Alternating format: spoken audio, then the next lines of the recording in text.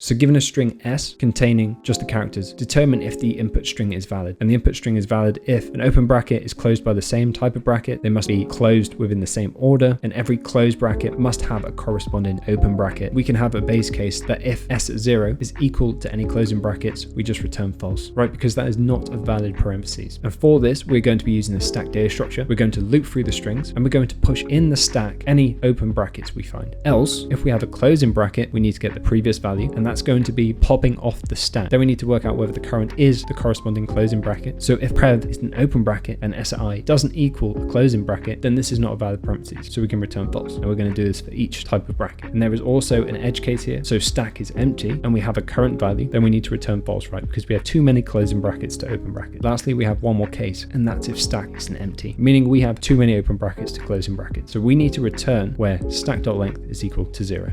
And that's how you solve this coding interview question.